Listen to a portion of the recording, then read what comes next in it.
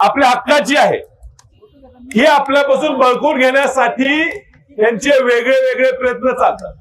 शेट्टी साहेब भाग्यनगर आणि नागेवाडी ह्या दोन गावात पहाटे 3:30-4 वाजता चोर आल्यासारखं काही ह्या प्रशासनाचे अधिकारी तिथं पोहोचले, पोलिसांची फौज पोहोचली. या सांगली जिल्ह्यात, सांगली शहरात साहेब या वर्षात 48 खून झालेत.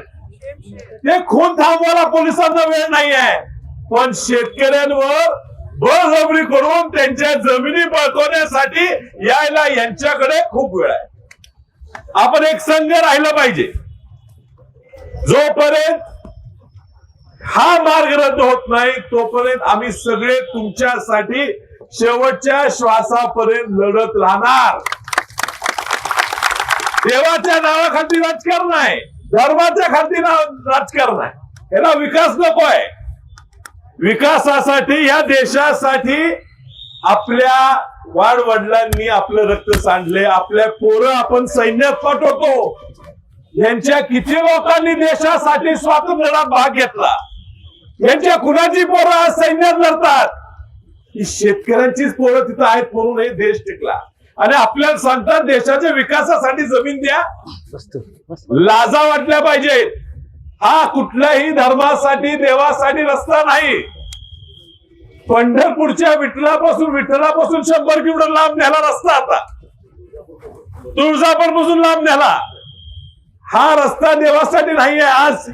आज मोर्चा निघाला, आज तिथे दुसरा हिंदू मुस्लिम पण मोर्चा निघाला. यांचं फक्त धर्माचं नाव, जातीचं नाव करून राजकारण करायचं आहे. जर 1 लाख कोटी महाराष्ट्राच्या प्रत्येक तालुक्यात विमानतळ होईल, 200 कोटी विमानतळ तयार होते. यांना रस्त्याला 1.25 लाख कोटी घ्यायचे, फिरू देत, आमच्या जमिनी आमच्याकडे राहू देत. विमानाने आम्ही शेतकरी देवाला जायला तयार आहे. आमच्या जमिनीकडे पुन्हा डोळे उडून सुद्धा टाकून सुद्धा बघायचं नाही.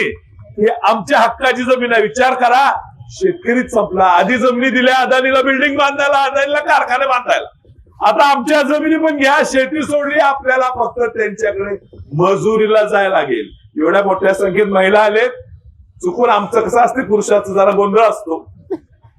त्यामुळे तुम्ही ठाम राहिला तर आपल्या जमिनी राहतील. तुम्ही या आंदोलनात आला म्हणून आम्ही एवढं धाडसाने या ठिकाणी तुमच्या पाठीशी आहे, एवढंच मी सांगतो. आणि आता मी विनंती करतो की मान्य जयंत पाटील साहेब, माझी